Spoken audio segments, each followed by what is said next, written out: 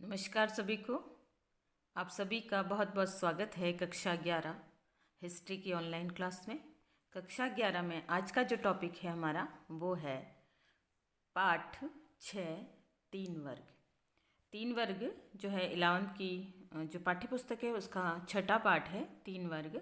तो आज हम तीन वर्ग में जो महत्वपूर्ण नोट्स और तथ्य दिए गए हैं उनको हम समझने का प्रयास है वो करेंगे। देखिए, इस पाठ के अंदर हम समझेंगे कि जो है 9वीं से 16वीं शताब्दी का जो समय था, मतलब 9वीं से 16वीं शताब्दी के मध्य जो यूरोप के अंदर जो भी राजनीतिक, जो भी सामाजिक आर्थिक परिवर्तन आए थे और उन परिवर्तनों के दौरान यूरोपीय व्यवस्था पर क्या प्रभाव पड़ा और कौन कौन से सामाजिक वर्ग वहाँ पर मौजूद थे। सामाजिक वर्ग अर्थात समाज में कौन कौन से प्रमुख वर्ग थे, तो उसके बारे में हम इस टॉपिक में जानेंगे। तो पहले हम टॉपिक पे आते हैं कि तीन वर्ग। यूरोप में फ्रांसीसी समाज मुख्यतः तीन वर्गों में विभाजित था जो कि निम्नलिखित है। यानी फ्रांसीसी समाज से तात्पर्य हम पूरे यूरोपीय वर्ग को ले लेंगे या यूरोप महाद्वीप को ले लेंगे, जिसमें जो है उस समय वहाँ की व्यवस्था क्या थी। तो पहला जो पादरी वर्ग माना गया, ये आपको ध्यान रखना है कि ये प्रथम वर्ग है, ठीक है। ये प्रथम वर्ग है और जिसे पादरी वर्ग कहा गया। तो ये एक धार्मिक समुदाय था या धर्म से रिलेटेड ये समुदाय होता था। ये काफ़ी शक्तिशाली माना गया है। तो धार्मिक समुदाय था और इस समुदाय का जो प्रमुख कार्य था वो ईसाई समाज का मार्गदर्शन करना। यानी जिसे धर्म गुरु होते हैं, तो यहाँ पर ये ईसाई समाज से रिलेटेड या ईसाई समाज से संबंधित था और ऐसे में ईसाई समाज का मार्गदर्शन करने का कार्य ये धार्मिक समुदाय, जिसे पादरी वर्ग कहा जाता था, और ये कार्य करता था। इसके अलावा चर्च में धर्मोपदेश देना।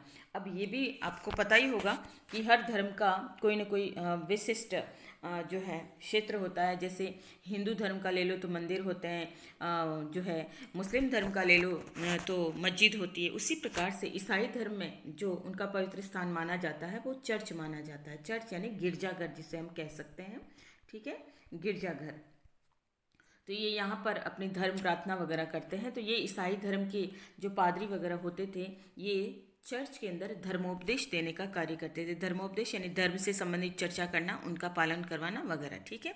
इसके अलावा जो है भिक्षु, जो इसी के अंदर एक समूह होता था, भिक्षु या भिक्षुणियाँ, यानी कि साधु और साध्वियाँ जिसे हम कह सकते हैं। तो ये जो यहाँ पर रहते थे चर्च के अंदर, उनको भी निश्चित नियमों का पालन वगैरह करना होता था। यानी कि जो व्यक्ति साधु बन जाता था या जो घर बार छोड़ देता था, और ऐसी स्थिति में उन्हें कुछ नियमों का पालन करना होता था। तो ये पादरी समुदाय के वर्ग होते थे, इन भिक्षुओं के ऊपर कुछ नियम वगैरह लगाते थे और वो इनका पालन करते थे। फिर है धार्मिक समुदायों में रहना, यानी ये पादरी वर्ग है, इसमें ये एक तरह से संगठित धार्मिक समुदाय होता था। उन सभी में मिलजुल कर इनके नियम वगैरह चलते थे।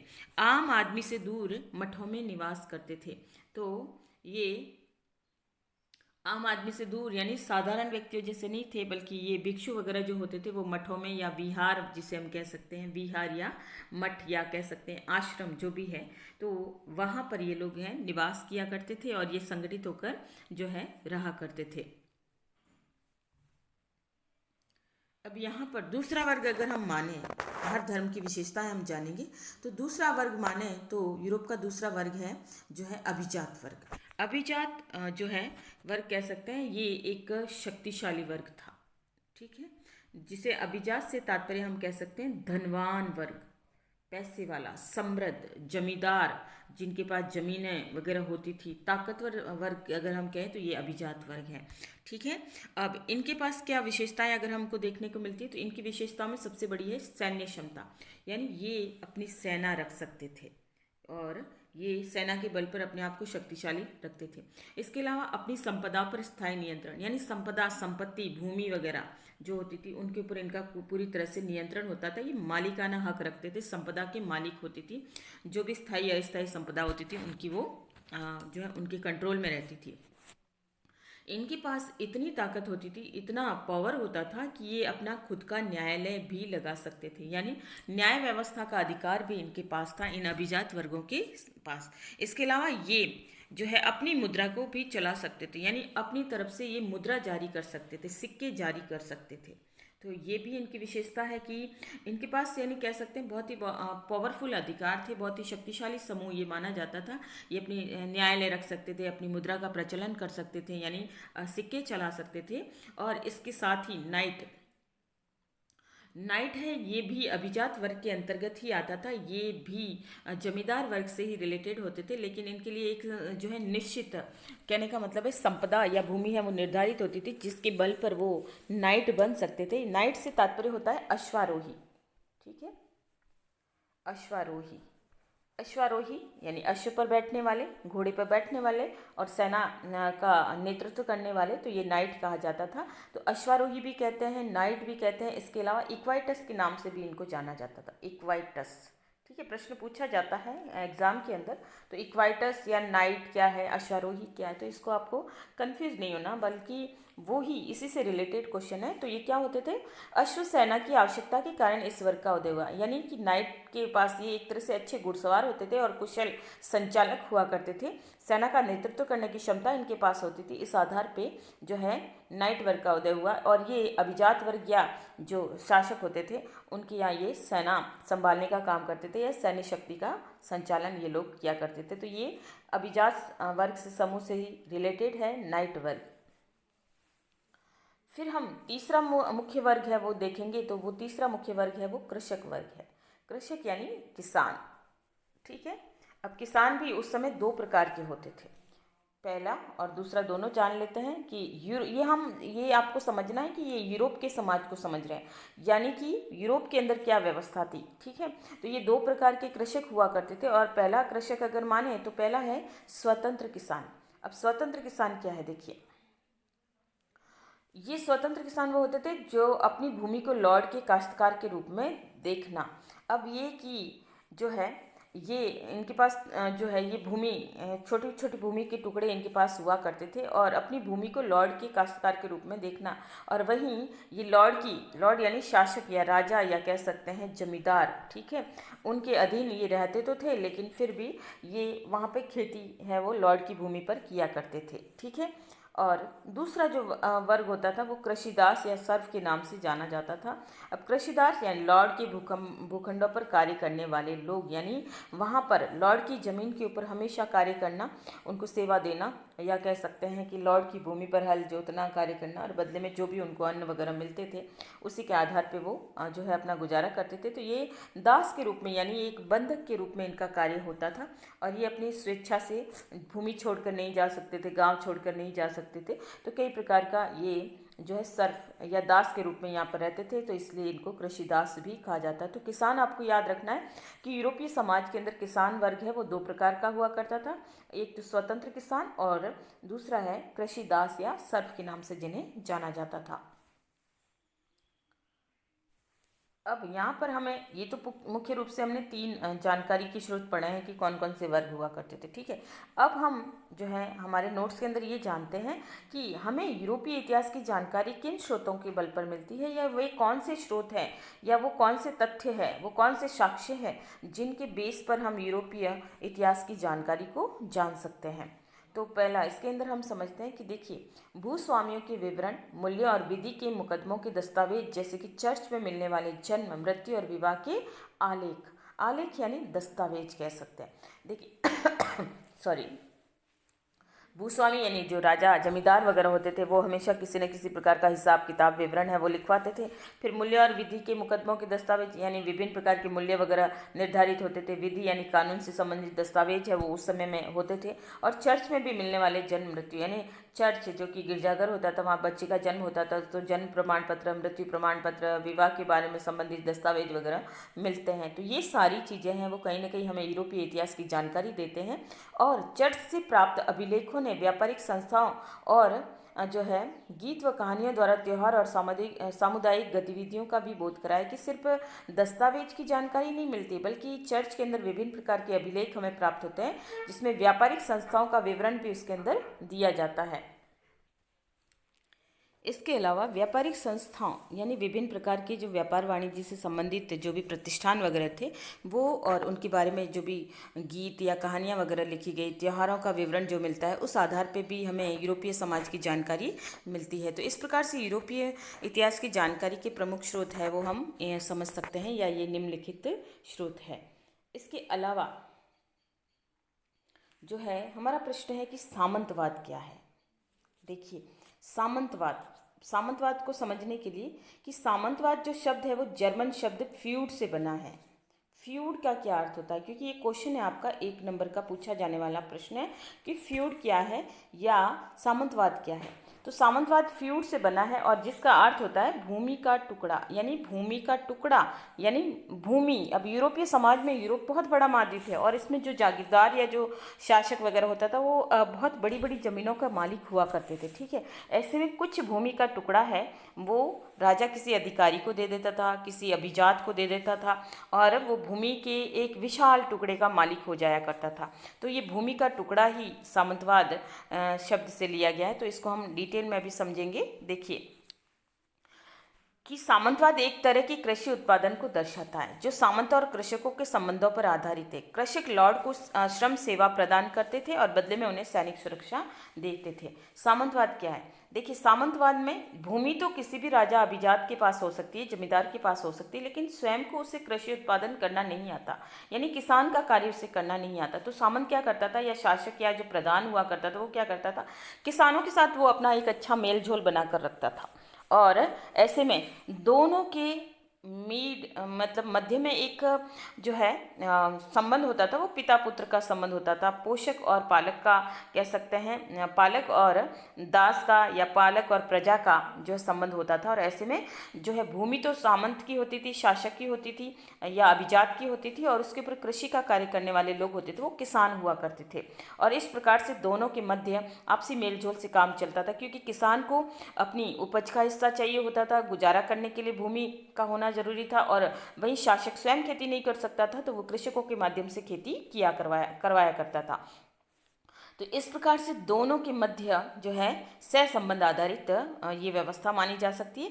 कृषक लॉर्ड को श्रम सेवा प्रदान करते थे। अब लॉर्ड को, यानी लॉर्ड की भूमि पे खेती बाड़ी करते थे, उनको जो सेवा देते थे, और बदले में लॉर्ड क्या करता था, लॉर्ड उन्हें अपने नियंत्रण में रखता था, उन्हें सुरक्षा देता था, अपने इलाके में रहने की सुरक्षा है, और वहीं उन्हें सैनिक सुरक्षा, यानी उन्हें अपना जो है नियंत्रण स्थापित करके उन्हें सुरक्षा का दावा उनका करते थे, यानी वो उनके राज्य में अपने आप को सुरक्षित महसूस करते थे। फिर सामंतवाद का अगर हम दूसरे अर्थ में समझें तो सामंतवाद पर सर्वप्रथम काम करने वाले जो विद्वान माने जाते हैं वो, जिनका नाम आता है, फ्रांसीसी विद्वान है जिनका नाम है मार्क ब्लॉक, ठीक है, के द्वारा भूगोल के महत्व पर आधारित मानव इतिहास को गढ़ने पर जोर, जिससे कि लोगों के व्यवहार और रुख को समझा जा सकता है। कि उन्होंने अपनी परिभाषा दी है, या उन्होंने जो इस शब्द का है वो सामंतवाद पे उन्होंने काम किया है, जिनका नाम है मार्क ब्लॉक, और उन्होंने इसमें बताया भूगोल के महत्व पर आधारित, भूगोल के यानी इतिहास जो है भौगोलिक स्थिति और मानव इतिहास को गढ़ने वाले, जिससे कि मानव संबंधित इतिहास बन गए, और लोगों का व्यवहार कैसा था, शासकों का व्यवहार, कृषकों का व्यवहार, उन सबके स्थिति को समझा जा सकते हैं विशिष्ट स्थान विशेष के संदर्भ में। तो वही उन्होंने इस संदर्भ में अपनी जो है जानकारी जुटाई है या इस पे काम किया है। अब हम मुख्य बिंदु पर आते हैं। तो ये तो हमने समझ लिया कि फ्यूड है वो भूमि का टुकड़ा है, या सामंतवाद क्या है कि राजा या अभिजात होता था, कृषि और जो कृषक और सामंतों के मध्य है भूमि को लेकर संबंध हुआ करते थे, क्योंकि सामंत अपनी भूमि पर स्वयं खेती कर नहीं सकता था और कृषकों की आवश्यकता उसे खेती बाड़ी करने के लिए आवश्यक होती थी, और वही कृषकों को भूमि नहीं होने के कारण वो उनकी भूमि पर खेती करते थे और बदले में उनको भी गुजारा चल जाता था। तो ये हमने समझ लिया जो है मोटे तौर पे।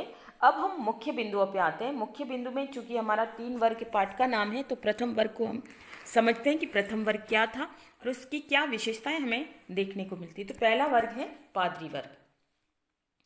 अब पादरी वर्ग क्या है ये आपको ध्यान होना चाहिए। पादरी कौन होते हैं? पादरी है वो ईसाई धर्म के जो कह सकते हैं प्रमुख जो है आचार्य हम कह सकते हैं, ठीक है, आचार्य कह सकते हैं, शिक्षक कह सकते हैं, जानकारी देने वाले पंडित कह सकते हैं, जो भी है हम इजी वर्ड में अगर उसे समझें तो ये पहला वर्ग है। जो यूरोपीय समाज का वर्ग है, ठीक है, यूरोप के समाज को इंगित करता है। तो प्रथम वर्ग पादरी वर्ग, ये ईसाई धर्म से संबंधित वर्ग था। अब यहाँ पे हमारा पॉइंट है कि पादरियों व बिशपों द्वारा ईसाई समाज का मार्गदर्शन। ये पादरी जो है धर्मगुरु ही हुआ करते थे, और बिशप हैं ये जो है शक्तिशाली आचार्य हुआ करते थे ईसाई धर्म में, यानी मसीही का ज्ञान देने वाले, ठीक है, मसीही का ज्ञान देने वाले या ज्ञाता, ठीक है। अब ये ज्ञाता यानी मसीही क्या है? ईसा मसीह, ठीक है, ईसा मसीह। अब ईसा मसीह कौन है? जो है ईसाई धर्म के संस्थापक, ईसाई धर्म जिनसे पनपा है वो ईसा मसीह, ठीक है, प्रभु यीशु जिसे हम कह सकते हैं। और उन्हीं का प्रचार प्रसार करने वाले, उन्हीं के बारे में जानकारी रखने वाले, उन्हीं के बारे में प्रचार प्रसार करने वाले जो धार्मिक आचार्य होते थे उन्हें पादरी या बिशप कहा जाता था। और बिशपों की स्थिति वो शक्तिशाली हुआ करते थे, यानी जिसे पंडितों में भी विशिष्ट पुरोहित पंडित वगैरह, उनमें भी कुछ बहुत बड़े बड़े पंडित हुआ करते हैं, ठीक, बिशप भी उसी प्रकार से ईसाई समाज के बड़े आचार्य या पंडित हुआ करते थे। तो ये किस प्रकार से ईसाई समाज का मार्गदर्शन करते थे वो हम जानते हैं। देखिए कि ये प्रथम वर्ग के सदस्य थे जो धर्म के, चर्च के अंदर धर्मोपदेश देना, यानी धर्म से संबंधित जो है व्याख्यान वगैरह देना, अत्यधिक धार्मिक व्यक्ति होते थे, यानी धर्म से रिलेटेड होते थे, जो चर्च के बाहर धार्मिक समुदाय में रहते थे, यानी कि उनके अपने विशेष स्थान मौजूद होते थे। और चर्च के बाहर यानी कि ये समाज के अंदर जो है एक अलग इनका समुदाय होता था, वहाँ समुदाय में यानी इकट्ठे होकर रहा करते थे, और ये भिक्षुक कहलाते थे। भिक्षुक से तात्पर्य है साधु, साधु कह सकते हैं, सन्यासी कह सकते हैं, जो ईसाई धर्म से रिलेटेड यहाँ पर माने गए हैं।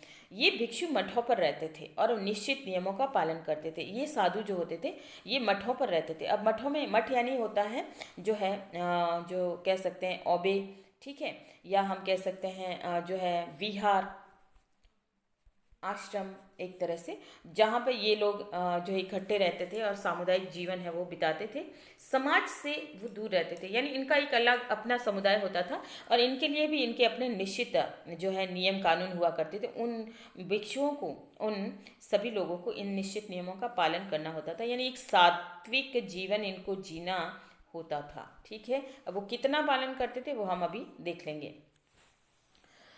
ये जो पादरी वर्ग है वो काफ़ी शक्तिशाली हुआ करता था।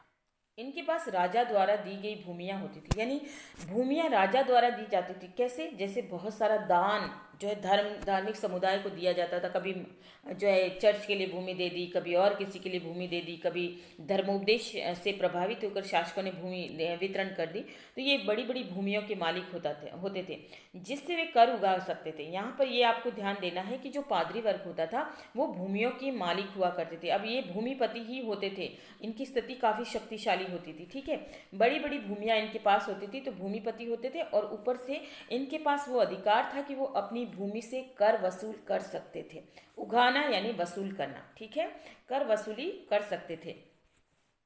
तो ये इनके पास अधिकार था। अधिकतर गांव में उनके अपने चर्च होते थे। जैसे चर्च में भी कई बड़े चर्च होते हैं, कुछ छोटे छोटे चर्च होते हैं, या कह सकते हैं कि जैसे हम मंदिरों की स्थिति को देखें तो मंदिर, कुछ बड़े विशाल मंदिर होते हैं जिनका जो है वैश्विक लेवल पर जिनकी चर्चा होती है या विश्व स्तर पर जिनकी पहचान होती है। कुछ हमारे आसपास गाँव में छोटे छोटे मंदिर होते हैं जहाँ हम गाँव वाले उनके जो है दर्शन लाभ वगैरह करते हैं। तो ठीक उसी प्रकार से अधिकतर गाँव के अंदर चर्च होते थे, क्योंकि अगर हम यूरोपीय महाद्वीप को देखें तो यूरोप महाद्वीप में रहने वाले अधिकतर लोग हैं वो ईसाई धर्म को मानने वाले हैं, मोस्ट ऑफ, ठीक है। कोई इक्के दुक्के कुछ अलग धर्म से रिलेटेड मिल जाए, बाकी सारे के सारे जो है ईसाई धर्म को मानने वाले लोग हैं। तो यहाँ पर जो है गाँवों में भी छोटे छोटे चर्च हुआ करते थे, बड़े बड़े चर्च शहरों वगैरह में हुआ करते थे जिन्हें कैथीड्रल के नाम से जाना जाता था। ये भी पूछा जाने वाला प्रश्न है कि कैथीड्रल क्या है।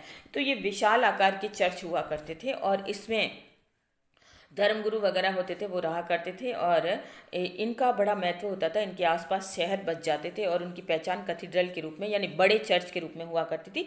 छोटे छोटे चर्च भी होते थे गाँवों और उनके आसपास के इलाकों में। और यहाँ प्रत्येक चर्च के अंदर, हर जो वहाँ के नियमों के अनुसार, कि प्रत्येक रविवार को लोग पादरी के धर्मोपदेश सुनने और सामूहिक प्रार्थना करने के लिए इकट्ठा हुआ करते थे। यानी कि जैसे जो ईसाई धर्म का पालन करता था और साधारण जन समूह है वो चर्च में हर संडे टू संडे या रविवार से रविवार है वो अपने प्रभु की प्रार्थना करने के लिए जाते थे। और यहाँ पर ये पादरी वर्ग के जो लोग होते थे या जो धर्मोपदेश होते थे वो धर्मोपदेश दिया करते थे और साथ में सभी लोग अपने अपने धर्म से संबंधित सामूहिक प्रार्थना भी किया करते थे। तो इस प्रकार से जो पादरी वर्ग है ये प्रथम वर्ग माना गया है। तो इनकी हम स्थिति देख सकते हैं कि ये वैसे तो ये साधु होते थे, लेकिन फिर भी इनके पास अपनी भूमियाँ होती थी, कर लेने का अधिकार होता था, प्रत्येक रविवार को प्रार्थना होती थी, सभी लोग यहाँ पे चर्च के अंदर जाके अपनी प्रार्थना किया करते थे। अब देखिए, जो पादरी या बिशप जो होते थे उनके पास कौन कौन सी विशेषताएं होती थी या उनकी जो है क्या स्थितियाँ होती थी वो हम समझ लेते हैं। देखिए, इनके पास राजा द्वारा दी गई भूमियाँ थी जिनसे वे कर उगा सकते थे। ये तो पहले ही पॉइंट हम समझ चुके हैं कि वो कर टैक्स वसूल कर सकते थे, भूमि के मालिक हुआ करते थे, ये आपको ध्यान रखना है, ठीक है। यानी कि भूमिपति, इनके पास अपनी भूमि होती थी और भूमि के मालिक हुआ करते थे, इनके पास संपदाएं होती थी, ये मालिक हुआ करते थे और ये काफ़ी शक्तिशाली होते थे।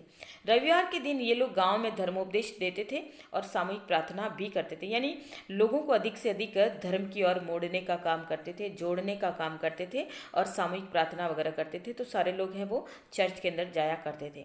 ये फ्रांसीसी समाज के प्रथम वर्ग में शामिल थे, इन्हें विशेषाधिकार प्राप्त था। यहाँ पे पूछा जाने वाला प्रश्न है कि बिशप या पादरियों के पास कौन कौन से विशेषाधिकार प्राप्त थे। तो आपको याद रखना है, भूमिपति होते थे, धर्म से रिलेटेड होते थे, साधु होते थे और कर उगाने या कर वसूली का अधिकार इनके पास था। इसके अलावा जो कर वो वसूल करते थे उस कर का क्या नाम था। देखिए, सिंगल 1 नंबर का क्वेश्चन है, टाइथ क्या है, या कई बार टीथ भी लिखा आता है। तो आप कंफ्यूज नहीं होना, क्योंकि जो है टीथ भी मिलता है और टाइथ भी मिलता है। तो यहाँ पर जो है टाइथ या टीथ क्या है, तो ये आपको याद रखना, कभी टीथ आ जाता है कभी टाइथ आ जाता है, ठीक है।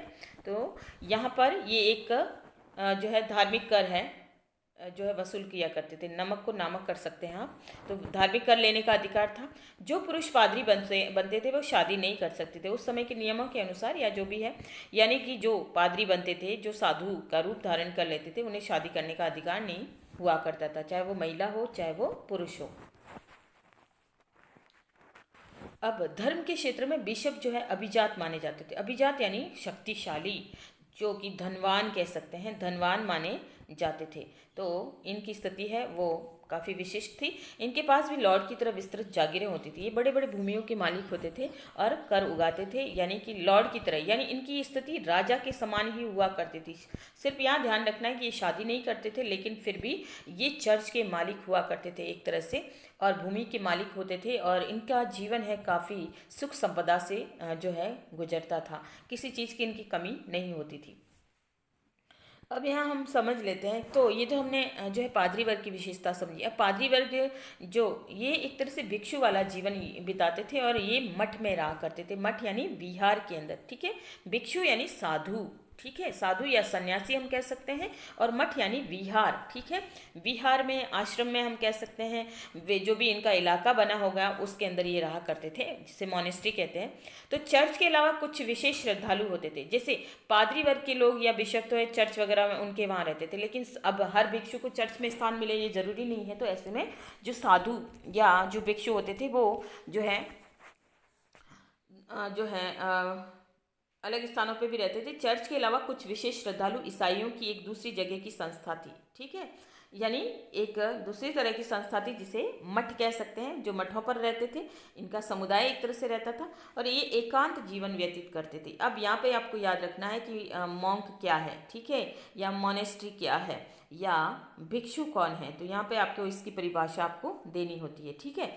ये मठों पर रहते थे और एकांत जीवन व्यतीत करते। एकांत जीवन यानी बिना पत्नी के, बिना शादी मतलब शादी शुदा नहीं होते थे। तो इन्हें सिंगल अपनी तरह से जीवन है वो भगवान का नाम लेते हुए, ईश्वर की आराधना करते हुए अपना जीवन गुजारते थे। ये मठ मनुष्य की आम आबादी से बहुत दूर हुआ करता था, ठीक है। तो ये दूर हुआ करता था क्योंकि ये शोरगुल से हटकर हुआ करता था और शांत वातावरण में ये मठ है वो बने होते थे। यहाँ पे कई बार प्रश्न पूछा गया है और पूछा जाता है, एग्जाम में भी आ चुका है, तो यहाँ पर आपको याद देना है।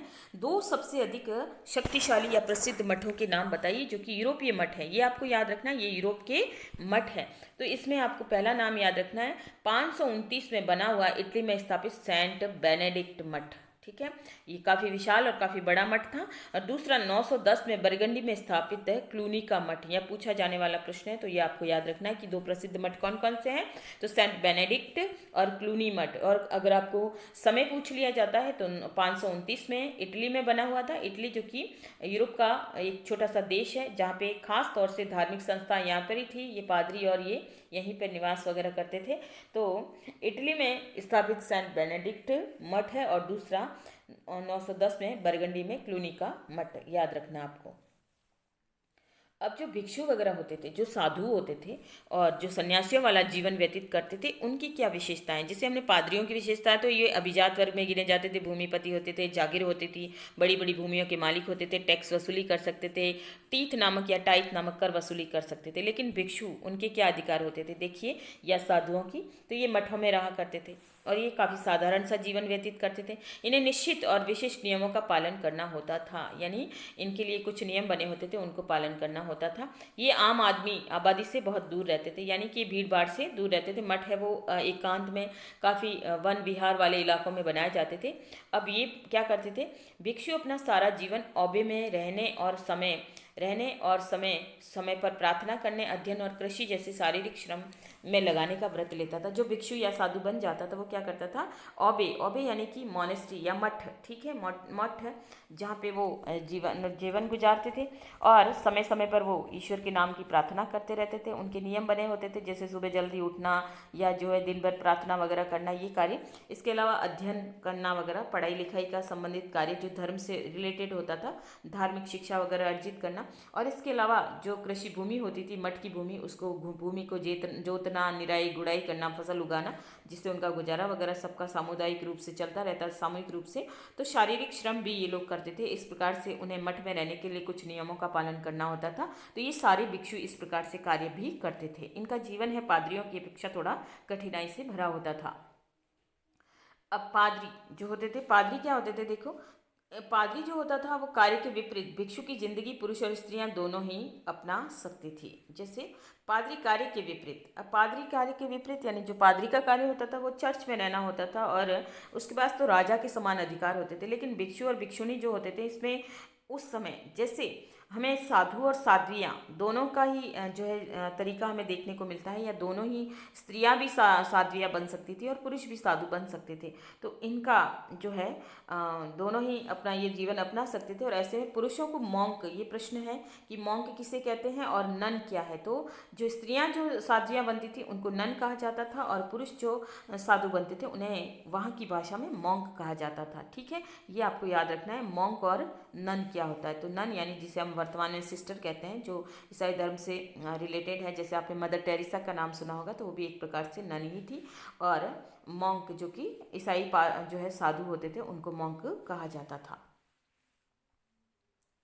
अब इनके लिए क्या है कि इन्हें किस प्रकार से जीवन गुजारना होता था, कैसे वो रहते थे। तो पुरुषों और महिलाओं के लिए अलग अलग औबे थे, अलग अलग औबे यानी मठ। ठीक है, ये साथ में नहीं रहते थे, बल्कि इनके लिए अलग अलग जो है मठ बने होते थे, जहाँ के कुछ मठों के अंदर सिर्फ महिलाएं रहती थी, कुछ में जो है सिर्फ पुरुष रहते थे। पादरियों की तरह भिक्षु और भिक्षुणियां भी विवाह नहीं कर सकते थे। जो साधु या साध्वी का जीवन अपना लेते थे वो अपना विवाह नहीं कर सकते थे, उन्हें एकांत जीवन ही गुजारना होता था। वे एक स्थान से दूसरे स्थान पर घूम घूम कर लोगों को उपदेश देने का कार्य करते थे, धर्म से संबंधित उपदेश दिया करते थे और दान से अपनी जीविका चलाते थे। उसके बाद जो भी उनको लोग सहर्ष जो भी दान पुण्य दे देते थे, उनसे उनका गुजारा है वो चलता रहता था। इस प्रकार से भिक्षुओं का जीवन थोड़ा सा कठिनाइयों से भरा होता था, लेकिन इसमें साधु और साध्वियाँ दोनों ही सम्मिलित हुआ करते थे। अब फ्रांसीसी समाज में मठों का क्या योगदान था। फ्रांसीसी समाज, अब यहाँ पे हम फ्रांसीसी नहीं लेंगे बल्कि संपूर्ण यूरोपीय समाज से ले लेंगे कि मठों की संख्या सैकड़ों में बढ़ने से ये एक समुदाय बन गए थे, जिसमें बड़ी इमारतें, भू जागीरों के साथ साथ स्कूल और कॉलेज भी जो है और अस्पताल बनाए गए। कुछ मठ तो बहुत बड़े हो गए थे, ठीक है, और ये सिर्फ औबे या जो है मठ बनकर नहीं थे, बल्कि यहाँ पर इतना पैसा जो है आता था दान पुण्य के अंदर कि यहाँ पर मठों के नाम की बड़ी बड़ी इमारतें बना ली, बड़ी बड़ी जागीरें स्थापित हो गई और फिर इन मठों के माध्यम से स्कूल और कॉलेज का संचालन भी किया जाता था। इन समुदायों ने कला के विकास में योगदान दिया कि मठों के अंदर इतना पैसा आता था कि भिक्षु तो अपना जीवन उसी प्रकार से व्यतीत करते थे, लेकिन वो पैसा है वो अच्छे कार्यों में लगाया जाता था, जैसे कला के विकास में भी इन पैसे का उपयोग हुआ। ऑबेस हिल्डेगार्ड एक प्रतिभाशाली संगीतज्ञ था जिसने चर्च की प्रार्थनाओं में सामुदायिक गायन की प्रथा के विकास में महत्वपूर्ण योगदान दिया। कि यहाँ पे कि जो है ऐसे ऐसे प्रतिभाशाली संगीतज्ञ वगैरह हैं, उनको जो है कह सकते हैं कि उनको आश्रय दिया गया, उनके ऊपर पैसा खर्च किया गया और फिर उन्होंने चर्च की प्रार्थनाएं, जो चर्च में विभिन्न प्रकार से जो प्रार्थना वगैरह या ईश्वर भक्ति से संबंधित जो गायन वगैरह किया जाता था, उसमें जो ऑबेस हिल्डेगार्ड है उसने इसमें काफ़ी योगदान दिया और प्रार्थनाओं को काफ़ी सुंदर बनाने का प्रयास है उसने किया अपने संगीत के माध्यम से। 13वीं सदी से भिक्षुओं के कुछ समूह जिन्हें फ्रायर कहा जाता था, इन्हें मठों में न रहने का निर्णय लिया। अब देखिए यहाँ पर क्वेश्चन है कि एक तो होता है मॉन्क, ठीक है, दूसरा होता है नन, ठीक है, ये भी आपको समझ में आ गया। ये पुरुष भिक्षु होते थे, महिला भिक्षु होते थे। तो ये क्या है, ये मठों में रहा करते थे, इनके लिए विभिन्न प्रकार के मठ बने होते थे और ये धर्मोपदेश देने का कार्य करते थे। लेकिन फ्रायर थोड़ा इसके विपरीत है। फ्रायर ये भी पूछा जाने वाला प्रश्न है, एक ही नंबर का क्वेश्चन आता है या कभी कभी 2 नंबर का आ जाता है। तो फ्रायर क्या है, इन्हें मठों में न रहने का निर्णय। ये वो एक प्रकार से वो भिक्षु होते थे जो घुमक्कड़ हुआ करते थे, यानी घूम घूम कर शिक्षा देने वाले, जिनका कोई स्थायी निवास नहीं हुआ करता था। तो ये फ्रायर कहलाते थे और इनका स्थायी निवास नहीं हुआ करता था, यानी घूम घूम कर धर्मापदेश देने वाले जो है भिक्षु हुआ करते थे। तो इन्हें फ्रायर कहा जाता था, ये आपको याद रखना है। अब हमारा दूसरा वर्ग आता है। अब दूसरा वर्ग है अभिजात वर्ग। देखिए हमने पहला वर्ग समझा, वो है पादरी वर्ग, ठीक है। पादरी वर्ग की विशेषताएं आपने जान ली कि पादरी वर्ग के पास कौन कौन से अधिकार होते थे। पादरी वर्ग के अलावा जो है मठों में रहने वाले भिक्षु कौन कौन से होते थे, उनको हमने जाना। अब दूसरा वर्ग ये सबसे इम्पोर्टेंट माना जा सकता है। इन्हें शासक वर्ग कहा जा सकता है, इन्हें अभिजात वर्ग कहा जा सकता है, इन्हें जमींदार वर्ग कहा जा सकता है, इन्हें लॉर्ड या भूमि के मालिक कहा जा सकता है। तो ये दूसरा वर्ग है जो यूरोप का सबसे शक्तिशाली वर्ग माना जाता था, यानी पावर और कंट्रोल है वो इनके पास रहा करता था, ठीक है। जैसे कि अगर हम यहाँ के समाज में लें तो पहले के समय में जो वर्ण व्यवस्था मौजूद थी, वर्ण व्यवस्था में पहली थी ब्राह्मण, ठीक है, और शिक्षा या धर्मोपदेश देने वाले लोग होते थे, ठीक है। और दूसरा वर्ग अगर वर्ण हम माने तो क्षत्रिय वर्ण, ठीक है। ये क्षत्रिय वर्ण कौन होता था, क्षत्रिय वर्ण है जो भूमिपति हुआ करता था और लोगों के ऊपर अपना नियंत्रण स्थापित करता था। तीसरा व्यापारिक वर्ग आता था जिसे वैश्य कहा जाता था, और जो है वैश्य, और चौथा शूद्र वर्ण आता था। तो जो है इन वर्ण, जैसे भारतीय समाज में वर्ण व्यवस्था के दौरान जैसे ये वर्ण मौजूद थे, ठीक इसी प्रकार से क्षत्रिय वर्ण जो है वर्ण है वो सबसे शक्तिशाली माना जाता था। ठीक उसी प्रकार से यूरोप के समाज में अभिजात वर्ग है वो दूसरा शक्तिशाली वर्ग माना जाता था। वास्तव में देखा जाए तो यूँ तो प्रथम वर्ग पादरी वर्ग है, दूसरा वर्ग अभिजात वर्ग है, लेकिन प्रथम वर्ग के पास ताकत थी, लेकिन उससे भी ज़्यादा ताकत पावर है वो अभिजात वर्ग के पास मौजूद था। तो अब हम अभिजात वर्ग की विशेषताएं और उनके बारे में हम जानने का प्रयास है वो। यूरोप के सामाजिक प्रक्रिया में अभिजात वर्ग की महत्वपूर्ण भूमिका थी। अब सामाजिक प्रक्रिया यानी उस समाज के अंदर, यूरोप के समाज में अभिजात वर्ग महत्वपूर्ण था। ऐसे महत्वपूर्ण संसाधन भूमि पर उनके नियंत्रण के कारण था। कि ये महत्वपूर्ण क्यों थे, क्योंकि भूमि के ऊपर उनका मालिकाना हक था, उनके ऊपर उनका अधिकार था। ये वेस्लेज नामक एक प्रथा के विकास के कारण जो है हुआ था। अब वेस्लेज क्या है, वेस्लेज से तात्पर्य है जागीरदारी प्रथा, ठीक है, जागीरदारी।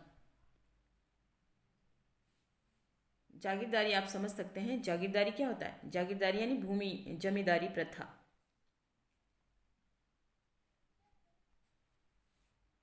ठीक है।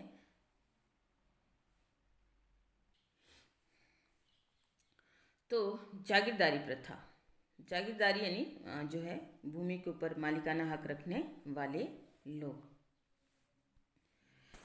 तो वेस्लेज नामक एक प्रथा के विकास के कारण हुआ था। बड़े भूस्वामी और अभिजात वर्ग राजा के अधीन होते थे। यहाँ पर आपको ध्यान रखना, जैसे भूमि, संपूर्ण यूरोप की भूमि, जैसे कोई एक बड़ा शासक, बड़ा अधिपति होता था, उसके बाद वो अपनी भूमि का क्या करता था, अलग अलग भागों में डिवाइडेशन कर दिया करता था। बड़े यानी अपने जो है विशिष्ट जो है विश्वसनीय लोगों को वो दे दिया करता था, और इससे जो है बड़ा राजा है या बड़ा सम्राट जो होता था वो अपनी भूमि छोटे छोटे राजाओं में डालता था, और वही राजा जो है भूमिपति भी हुआ करते थे। तो भूस्वामी अभिजात वर्ग राजा के अधीन होते थे। जो बड़े बड़े राजा होते थे उनके भी उनके जो है वो अपनी भूमि है वितरण करता था, और उसके अनुसार जो है राजा जो अभिजात वर्ग है वो बनता था, या कह सकते हैं जैसे राजा के सामंत वगैरह होते थे वो उसी प्रकार से। जबकि कृषक भूस्वामियों के अधीन होते थे, और वहीं जैसे राजा शीर्ष पर होता था, राजा के बाद सामंत आ गए, ठीक है। अब सामंत और सामंत के बाद आता था कृषक, ठीक है, या जो है जो कि जो भूमि के ऊपर खेती उगाने का कार्य किया करता था। तो वे आपस में वचनबद्ध होते थे, और ये अभिजात वर्ग होता था, यानी धनी जमींदार पूंजीपति वर्ग जिसे कह सकते हैं, जिनके पास बहुत अधिक संपदाएं होती थी, तो आपस में वचनबद्ध होते थे। वचनबद्ध यानी एक दूसरे के प्रति विश्वसनीय होते थे। और सेन्योर लॉर्ड एक ऐसे शब्द से निकला है जो कि रोटी देने वाला। अब ये सेन्योर या लॉर्ड क्या होता था, जिसे भूस्वामी यानी शासक, ठीक है। और राजा अपनी भूमि जो है दूसरे अभिजातों को देता था, तो राजा क्या कर रहा है, दूसरे अभिजातों को एक तरह से अपने आश्रय में ले रहा है, और ऐसे में लॉर्ड शब्द बनता है। और लॉर्ड जो होता था वो जो है एक ऐसे शब्द से निकला जो कि अर्थात रोटी देने वाला। रोटी देने वाला अर्थात पालन पोषण करने वाला, ठीक है, पालन करने वाला, पालने वाला, तो करने वाला, ये आपको याद रखना है। तो वह उसके प्रति निष्ठावान रहता था, रोटी देने वाला जिसे दास की रक्षा करता है और बदले में वह उनके प्रति निष्ठावान रहता था। इस संबंधों में व्यापक रीति रिवाज और शपथ लेकर की जाती थी। यानी राजा जब अपने भूमि अपने सामंतों को देता था, तो सामंत जो है एक शपथ लेता था कि वो उसके प्रति निष्ठावान रहेगा, और वहीं किसान है वो अपने सामंत के प्रति है वो निष्ठावान रहता था, क्योंकि किसान का गुजारा भी सामंत की भूमि से ही चलता था। तो ये अभिजात वर्ग वहाँ पर मौजूद था, जो कि सबसे शक्तिशाली वर्ग माना जाता है। अब हम देखेंगे अभिजात वर्ग की विशेषताएं क्या है। अभिजात वर्ग यानी जो भूमिपति, जो लैंडलॉर्ड हुआ करते थे, जिनके पास अपनी भूमि होती थी, शासक हुआ करते थे, उनकी क्या विशेषताएं थी। अभिजात वर्ग की अपनी एक विशेष हैसियत थी। हैसियत से तात्पर्य है अपना विशेष प्रभाव था समाज के अंदर, उनका एक अलग रुतबा था, रुतबा, ठीक है, रुतबा था, एक स्टेटस जिसे हम कह सकते हैं, उनका अपना एक स्टेटस वहाँ पर समाज के अंदर मौजूद था। उनका अपनी भूमि या संपदा पर स्थायी तौर पर पूर्ण नियंत्रण था, यानी कि ये भूमि के मालिक हुआ करते थे। वो अपनी सैन्य क्षमता बढ़ा सकते थे, यानी सेना रखने का अधिकार भी इनके पास था, यानी सेना रख सकते थे, ठीक है, सेना बना सकते थे। उनके पास अपनी सामंती सेना होती थी।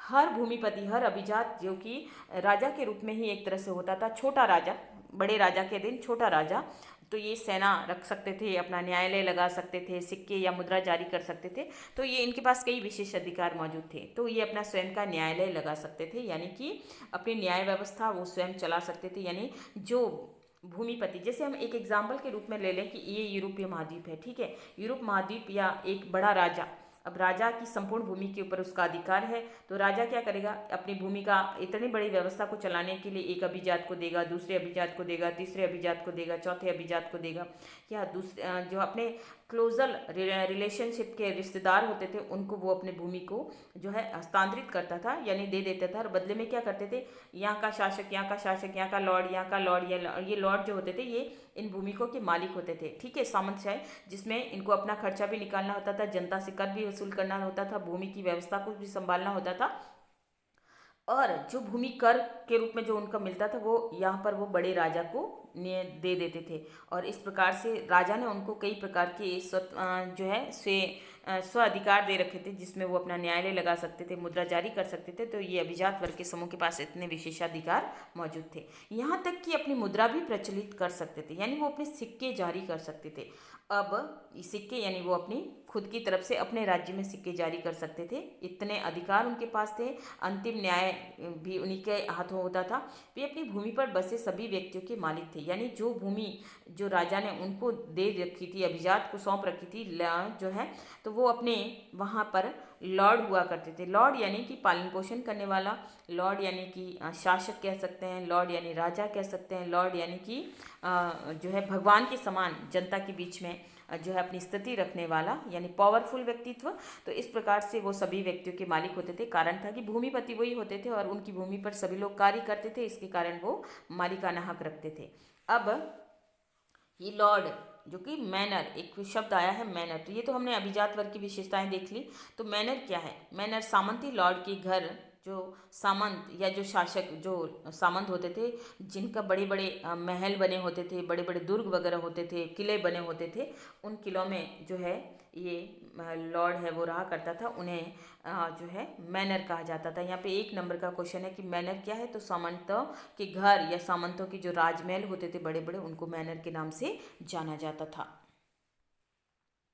अब मैनर की जागीर। अब मैनर यानी जो राजमहल और जो राजा का जो स्थान होता था, उसकी जागीरदारी कैसी हुआ करती थी और उसमें क्या क्या उसके विशेष अधिकार मौजूद थे। तो मैनर की जागीर में लॉर्ड का अपना मैनर भवन होता था, जो शासक होता था, जो अभिजात होता था या जो सामंत होता था, उसका अपना मैनर भवन होता था, यानी अपना राजमहल या दुर्ग होता था। वह गाँवों पर नियंत्रण रखता था, जितने भी उसके अधीन जो गाँव होते थे उसके ऊपर उसका जो है नियंत्रण होता था। कुछ लॉर्ड अनेक गाँवों के मालिक थे। किसी छोटे मैनर की जागीर में दर्जन भर और बड़ी मैनर में 50 से 60 परिवार हो सकते थे। अब ये छोटे, जैसे हम कहते हैं ना ठाकुर, बड़े ठाकुर, छोटे ठाकुर जो कि अलग अलग भूमियों के मालिक हुआ करते थे। तो यहाँ पर ये लॉर्ड कुछ ऐसी स्थिति के हुआ करते थे। छोटे मैनर की जागीर में दर्जन भर गांव, यानी दर्जन से मतलब है 12 गांव। छोटा मैनर के अंदर मिनिमम 12 गांव होते थे और बड़ी मैनर में 50 से 60 गांव या परिवार हो सकते थे। सॉरी। प्रतिदिन के उपभोग की प्रत्येक वस्तु जागीर पर मिलती थी, यानी जागीर के अंदर जो लॉर्ड की जागीर होती थी, वहाँ पे सारी चीज़ें वहाँ पर मौजूद है वो मिलती थी। अनाज खेतों पर उगाए जाते थे, यानी लॉर्ड की ज़मीनों पर ही अनाज उगाया जाता था। लोहार, इसके अलावा बढ़ई का कार्य करने वाला, यानी सुथार का काम करने वाला व्यक्ति, लोहार यानी लोहे का काम करने वाला, औजार की देखभाल और हथियारों की मरम्मत ये लोग करा करते थे। जबकि राजमिस्त्री इनकी इमारतों की देखभाल करते थे। राजमिस्त्री जिसे हम कह सकते हैं कारीगर, ठीक है, बड़े कारीगर जो कि इमारतें जो है बनाने का कार्य वगैरह किया करते थे।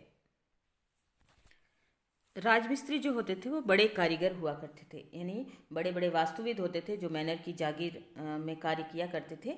तो बड़े कारीगर जो कि भवनों की देखभाल करना, वहाँ पे कार्य करना, तो इन्हें बड़े कारीगर के रूप में हम कह सकते हैं, या जो भवन निर्माण में कुशल जो है कार्य करने वाले लोग हुआ करते थे। तो ये इमारतों की देखभाल का कार्य करते थे। औरतें वस्त्र काटती थी और बुनती थी।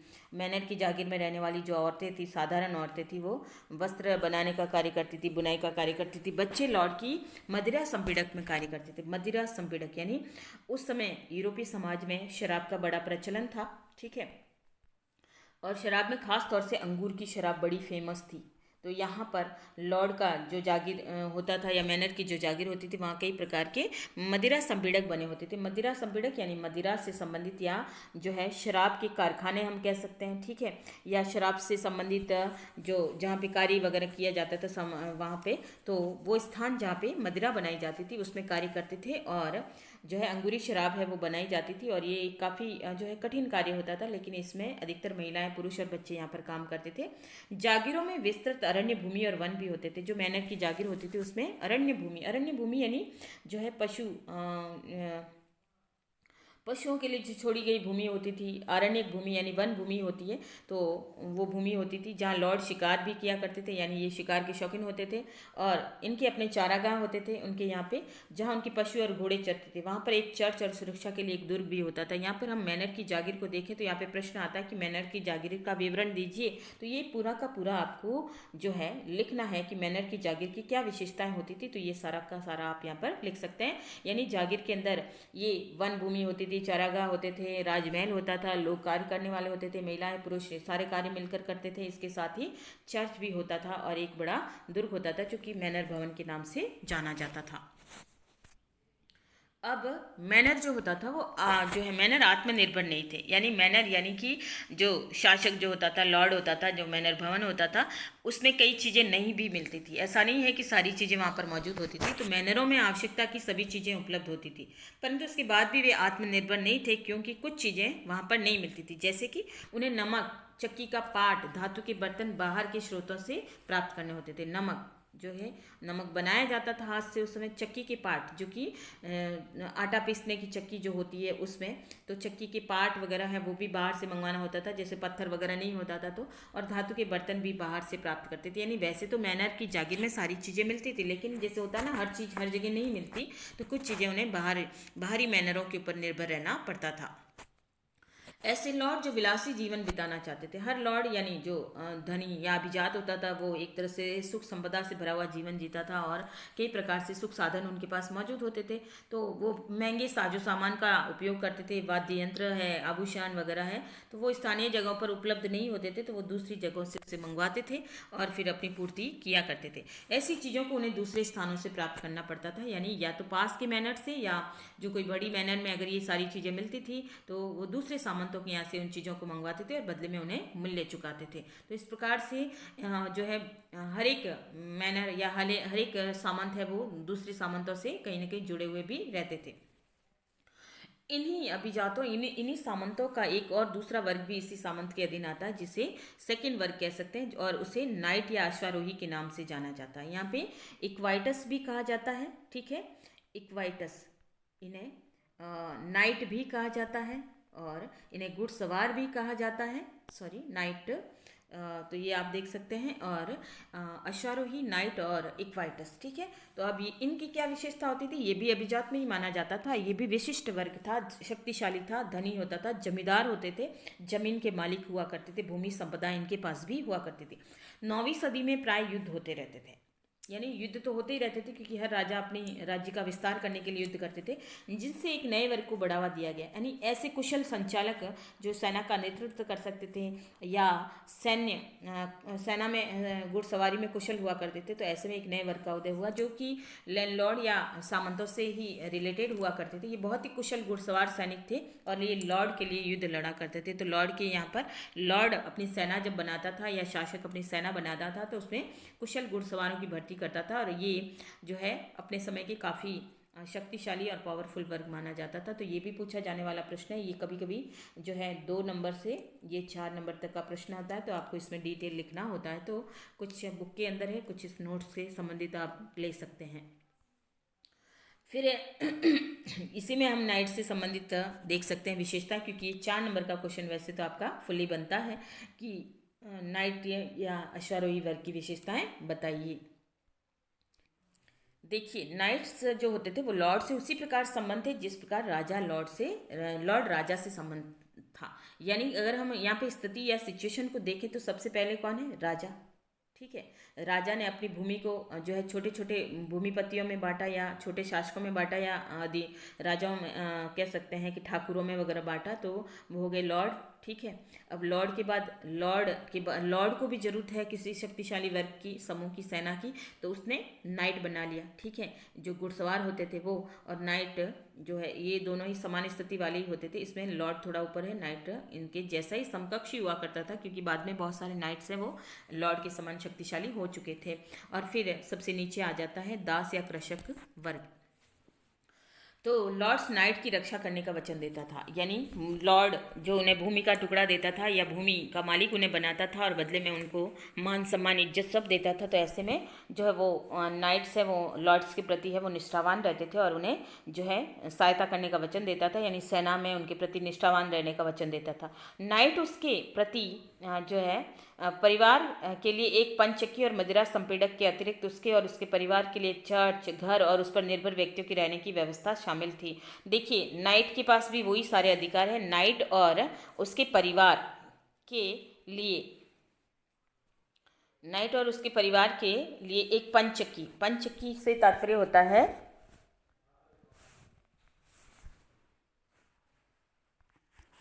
पंचकी से तात्पर्य होता है जैसे कि वाटर मिल या कह सकते हैं जल ऊर्जा से चलने वाली चक्की। तो ये वहाँ पर उनके यहाँ नाइट्स के पास भी मौजूद होती थी। इसके अलावा मदिरा संपीड़क होते थे, इनके खुद के भी मदिरा बनाने के कारखाने वगैरह होते थे। उसके परिवार के लिए चर्च और घर भी होते थे जो कि लॉर्ड की तरफ से इनको दी जाती थी। तो लॉर्ड के समान ही नाइट की स्थिति है वो शक्तिशाली अभिजात में गिनी जाती थी। नाइट अपने लॉर्ड को एक निश्चित रकम देता था और युद्ध में उसकी तरफ से लड़ने का वचन देता था। ये नाइट को जो लॉर्ड के द्वारा जो भूमि दी जाती थी उसमें वो अपनी भूमि को कृषकों को देता था और बदले में जो भी टैक्स का जो भी जो भी तरीका होता था वो भूमि का एक टैक्स या एक कर है वो अपने लॉर्ड को देता था और साथ में उसके प्रति निष्ठावान रहता था और युद्ध में उसकी सहायता करने का वचन देता था या उसको जो है उसके प्रति अपनी निष्ठा दिखाता था। अपनी सैन्य योग्यताओं को बनाए रखने के लिए नाइट प्रतिदिन अपना समय बाड़ बनाने, घेराबंदी करने, पुतलों से रण कौशल और अपने बचाव का अभ्यास करने में निकालते थे। यानी हमेशा ये जो है प्रशिक्षित होते रहते थे। यानी कि बाड़ बनाना यानी एक तरह से घेराबंदी समझ सकते हैं, और इसके अलावा रण कौशल यानी युद्ध अभ्यास करना, तीर चलाना, तलवारबाजी करना, ये सारा कार्य है वो उनकी जो है प्रशिक्षण में हमेशा चलता रहता था ताकि उनके अंदर वो कुशलता बढ़ती ही चली जाए। नाइट अपनी सेवाएं अन्य लॉर्डों को भी दे सकता था, पर उसकी सर्वप्रथम निष्ठा अपने लॉर्ड के लिए होती थी। यानी हालांकि लॉर्ड को जो लॉर्ड नाइट को अपनी भूमि देते थे उनके प्रति तो वो निष्ठावान रहता ही था, और कभी कभी वो लॉर्ड अपने लॉर्ड की स्वीकृति के आधार पर दूसरे लॉर्ड की सेवा में भी चला जाता था। लेकिन जो उसे भूमि देता था, जो उसे मालिक बनाता था, उसके प्रति वो हमेशा वफादारी रखता था।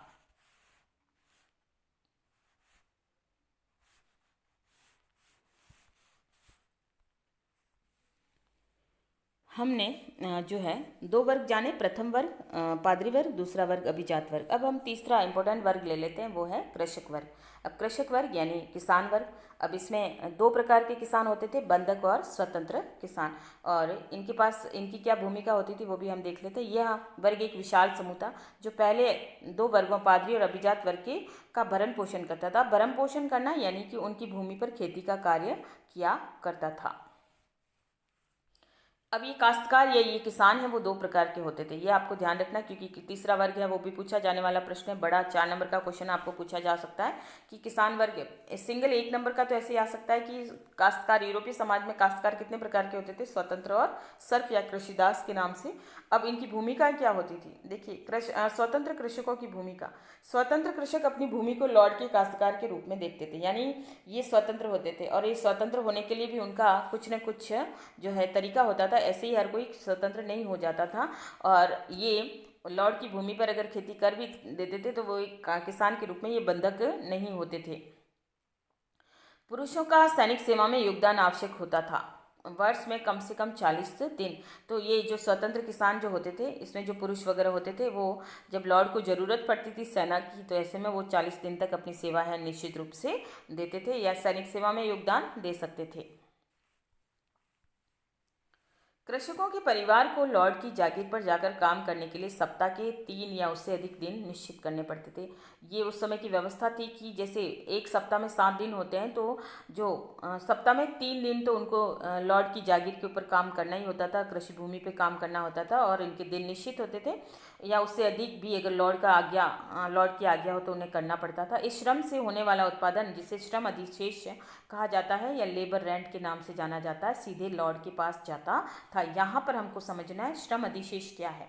देखिए, कृषक जो है वो लॉर्ड की भूमि पे जुताई का काम करते थे, निराई गुड़ाई जो और फसल जो उगती थी उसके आधार पे कुछ हिस्सा तो काश्तकार को दिया जाता था, और बाकी का सारा जो अधिशेष यानी थोड़ा देने के पश्चात जो खास तौर से श्रम का जो मुख्य हिस्सा होता था, बचा हुआ जो हिस्सा होता था, वो सीधा का सीधा शासक के पास पहुंच जाता था और लॉर्ड के पास जाता था, जिससे लॉर्ड का भरण पोषण वगैरह होता था, वो अधिशेष कहलाता था। तो यहाँ पे क्वेश्चन आपका आ सकता है कि श्रम अधिशेष या लेबर रेंट क्या है। तो कृषक जो भूमि का उत्पादन करता था, भूमि को जोतता था, उसके बदले में जो फसल का उत्पादन होता था उसमें कुछ हिस्सा कृषक को देने के पश्चात जो शेष सारा का सारा जो बच जाता था वो से श्रम अधिशेष के नाम से जाना जाता था, और उसके ऊपर लॉर्ड का अधिकार हुआ करता था। कारण क्या था कि वो भूमि लॉर्ड की हुआ करती थी, तो उसे सिर्फ एक हिस्सा ही दिया जाता था, बाकी सारा का सारा लॉर्ड ले लिया करता था, क्योंकि पानी, भूमि और जो भी सारा है वो उसी का होता था, सिर्फ मेहनताना उसको दिया जाता था। इसके अतिरिक्त उससे अन्य श्रम कार्य भी करवाए जाते थे जो कृषक होते थे उनसे, जैसे कि गड्ढे खोदना, यानी जो लॉर्ड की भूमि पर कार्य करते थे तो जलाने के लिए लॉर्ड की मैनर के लिए लकड़ियाँ इकट्ठी करना, बाड़ बनाना यानी घेराबंदी वगैरह करना, सड़कों और इमारतों की मरम्मत करने की उम्मीद भी की जाती थी। उनसे उन्हें कोई मजदूरी नहीं मिलती थी, यानी इन्हें दास के रूप में, एक तरह से बंधुआ मजदूर के रूप में समय समय पर लॉर्ड की यहाँ ये सेवाएं देनी होती थी, और बदले में उन्हें सिर्फ रोटी मिलती थी और कुछ भी नहीं मिलता था। खेतों में मदद करने के अतिरिक्त स्त्रियों और बच्चों को अन्य कार्य भी करने पड़ते थे। जैसे पुरुष तो बड़े शक्ति भारी भारी काम किया कर लिया करते थे, लेकिन स्त्रियां और बच्चे भी लॉर्ड के यहाँ पे कार्य करते थे। वे सूत काटते थे, कपड़ा बुनते थे, मोमबत्ती बनाते थे। लॉर्ड के उपयोग हेतु अंगूरों से शराब निकलकर मदिरा भी तैयार करते थे, जिसमें स्त्रियां और बच्चे दोनों ही सम्मिलित होते थे। तो ये भी जैसे सप्ताह में 3 से 4 दिन है, उन्हें लॉर्ड के यहाँ पे सेवाएं देनी पड़ती थी। सूत काटना, कपड़ा बुनना, मोमबत्ती बनाना, अंगूरी जो है संपीड़क, मदिरा संपीड़क में कार्य करना, अंगूरी शराब तैयार करना। तो ये इनका नियमित कार्य होता था। अब ये तो हो गया हमें कृषकों के कार्य, हमने समझ लिया कृषक 2 प्रकार के होते थे, स्वतंत्र और बंधुआ।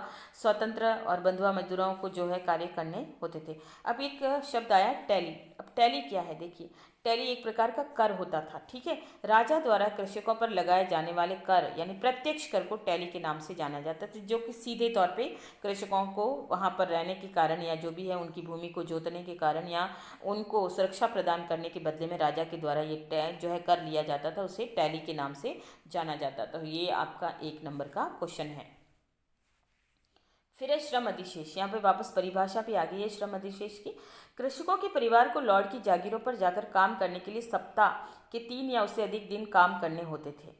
इस श्रम से होने वाला उत्पादन उसे श्रम अधिशेष कहा जाता था और सीधे लॉर्ड के पास जाता था। तो ये तो श्रम अधिशेष हम समझ ही चुके हैं। अब हमने दूसरा देखना है कि हमने स्वतंत्र दास की स्थिति तो पढ़ा, लेकिन कृषि दास की स्थिति कैसी होती थी, बंधक जो दास होते थे उनकी स्थिति कैसी होती थी। तो स्वतंत्र दासों को तो 40 दिन जो है मतलब 40 दिन में सप्ताह जो है, सप्ताह के जैसे मान लो तो 3 से 4 दिन उनको सेवा देनी पड़ती थी। बाड़ बनाना, मेड़ बनाना, घेराबंदी करना, गड्ढे खोदना, लकड़ियाँ इकट्ठी करना, ये सारे कार्य। लेकिन जो कृषिदास होते थे उनको क्या कार्य करना होता था, देखिए वे कृषक जो लॉर्ड के स्वामित्व में ही कार्य करते थे, यानी ये एक तरह से बंधक हुआ करते थे। बंधक मजदूरों की तरह ही वो काम करते थे, वहीं से जुड़े होते थे, वहीं से उनको आटा दाल जो भी है खाने का भोजन वगैरह भी वहीं दिया करते थे। तो उनके पास कोई कर नहीं जाता था, उनके पास कोई जो है खाद्यान्न नहीं जाता था, बल्कि सीधे तौर पे वो लॉर्ड के यहाँ पे कार्य करके वहीं उनका गुजारा चलता था। तो लॉर्ड के स्वामित्व में ही कार्य करते थे और कृषिदास कहलाते थे, यानी कृषिदास से तात्पर्य बंधक कहलाते थे। तो ये कृषिदास और स्वतंत्र किसान का आपको फर्क नजर आया कि स्वतंत्र किसान तो अपने घरों में रहते थे और साथ में जो है उन्हें जो है हाँ, सप्ताह में 3 से 4 दिन सेवाएं देनी पड़ती थी। लेकिन जो कृषिदास होते थे वो बंधुआ ही रहते थे, उन्हें हमेशा लॉर्ड के यहाँ पर कार्य करना होता था। अब 11वीं शताब्दी तक यूरोप में विभिन्न प्रौद्योगिकी बदलाव है। प्रौद्योगिकी से तात्पर्य होता है तकनीकी, ठीक है। तकनीकी क्या होता है, तकनीकी यानी कुछ नया रूपांतरण, कुछ नए बदलाव के तरीके, जिसे हम तकनीकी कह सकते हैं। तो जैसे पहले हल चलाए जाते थे, हलों में कुछ और चेंजेज आए, तो लकड़ी के हल के स्थान पर लोहे के भारी नोक वाले हल और सांचेदार पटरे का प्रयोग किया जाने। पहले लकड़ी के हल चलते थे खेतों के अंदर, लेकिन अब लोहे की नोक वाले हल आ गए, जिससे भूमि के अंदर जो है आसानी, जोतने में आसानी, और ये लंबे और टिकाऊ भी होते थे। तो नए परिवर्तन के तौर पे हम इसे देखेंगे। इसके अलावा पशुओं के गले के स्थान पर जुआ अब कंधों के ऊपर बांधा जाता है। पहले जो जुआ से जैसे बैल जो होता है, 2 बैलों को जोतने का कार्य होता है, और उन बैलों को जोतने के लिए जैसे एक बैल इधर है एक बैल इधर है, आपने बैलगाड़ी देखी होगी, तो एक मोटा सा लकड़ी है बैलों के ऊपर लगाई जाती है, जो बैलगाड़ी के ऊपर लगाई जाती है। तो उन्हें जो है जुआ बांधा जाता था, तो उसे जुआ कहते हैं। जो एक तरह से थोड़ा सा इस प्रकार से बैलों के ऊपर बांधा जाता था, जो बैल हल जोतने के कार्य करते थे। तो ये लकड़ी का एक पट्टा सा होता था जो कि गले के ऊपर बांधा जाता था। लेकिन पहले जो उसे गले के ऊपर बांधा जाता था, अब उसमें थोड़ी सी कंडीशन चेंज की, अब उसे कंधे के ऊपर है वो बांधा जाने लगा था। घोड़ों के खुरों पर अब लोहे की नाल, यानी घोड़े भी लगातार घुड़सवारी का कार्य करते थे और उनके खुर है वो आगे से घिस जाते थे, उन्हें घोड़ों को फिर भागने में कठिनाई होती थी। तो उन्होंने खुरों के ऊपर, खुर यानी पाँवों की जो नाखून वगैरह होते हैं उन्हें कहते हैं, तो उसके ऊपर अब लोहे की नाल का प्रयोग होने लगा था, जिससे घोड़ा वो आसानी से लंबी दूरी तय कर सकता था और साथ में अच्छा धावक बन सकता था। तो घोड़े की खुरों की या घोड़े के पाँवों की सुरक्षा के लिए लोहे की नाल यानी एक तरह से इस प्रकार से जो बना हुआ लोहे का वो आता था जो कि उसके ऊपर लगाया जाता था, तो घोड़ा जो है आसानी से चल सकता था। कृषि के लिए वायु और जल शक्ति का प्रयोग है, यानी जो है वायु संपीड़क और जल शक्ति यानी वही पंचचक्की का प्रयोग है वो होने लगा था। तो ये कृषि के लिए विभिन्न प्रकार की शक्ति या ऊर्जा का प्रयोग होने लगा था। संपीड़कों और चक्कियों में भी वायु और जल शक्ति का प्रयोग है वो किया जाता है। संपीड़क से यानी मदिरा संपीड़क वगैरह है, और उसमें इसके अलावा अनेक प्रकार के कारखाना वगैरह में तो इस प्रकार से जल चक्की और वायु चक्की का जो है प्रयोग होने लगा था। तो ये 11वीं शताब्दी तक यूरोप में विभिन्न ये नए नए तकनीकी बदलाव हो गए थे, और इन बदलाव के आधार पे वहाँ पे ये परिवर्तन जो है जारी थे। इसके अलावा 2 खेतों की व्यवस्था के स्थान पर 3 खेतों वाली व्यवस्था का उपयोग भी होने लगा था। कृषि उत्पादन में तेजी, यानी 2 खेतों की व्यवस्था के अनुसार कहने का मतलब है कि खेती जो पहले एक ही बोई जाती थी, उसके बाद 2 खेती बोई जाती थी, फिर 3 खेती, यानी कि भूमि के ऊपर अलग अलग टुकड़ों में अलग अलग फसलों का उत्पादन किया जाता था। या हम कह सकते हैं सर्दी गर्मी और बरसात की फसलें, जैसे हम कहते हैं रबी की फसल, खरीफ की फसल, जायद की फसल। तो इस प्रकार से पहले वो खेती करना नहीं जानते थे, यानी खेती की इतनी जानकारी नहीं थी, तो अब उन्होंने अलग अलग समय में अलग अलग खेती करना भी शुरू कर दिया था। इसके अलावा इससे फ़ायदा क्या हुआ कि भोजन की उपलब्धता दुगनी होगी, यानी अधिक समय में कृषि करना और विभिन्न प्रकार की कृषि के माध्यम से अच्छी फसल का उत्पादन होने लगा था, और आसानी से फसल का उत्पादन अच्छा होने लग गया था। उपलब्धता यानी भारी मात्रा में उपजाऊपन भूमि का बढ़ गया था, और साथ में बहुत अधिक मात्रा में कृषि उत्पादन होने लगा था। इसके अलावा कृषकों को बेहतर अवसर की, जब भूमि का उत्पादन अच्छा होगा तो उनको भी जो है बदले में पैसा या जो है अच्छी फसल का हिस्सा मिल जाएगा, और लॉर्ड को भी जो है काफ़ी हद तक श्रम अधिशेष मिल जाता था, उसको भूमि का जो है जो भी रेंट है वो उसे मिल जाता था। इस प्रकार से कृषकों के लिए भी जीवन है थोड़ा उच्च स्तरीय होने लगा था। जोतों का आकार छोटा हो गया, खेतों को छोटे छोटे टुकड़ों में बांट दिया। जोतों से तात्पर्य खेतों को टुकड़ों में बांटना। क्यों? जैसे एक तो पूरे खेत को एक ही समय में अलग एक ही फसल से बोना, लेकिन अब चूंकि अलग अलग खेती की जाती थी, जैसे सर्दी में ये उगा दिया, गर्मी में ये उगा दिया, बरसात में ये उगा दिया, तो इस प्रकार से छोटे छोटे खेत हो गए, जिससे किसानों को मेहनत करने में भी आसानी होने लगी थी।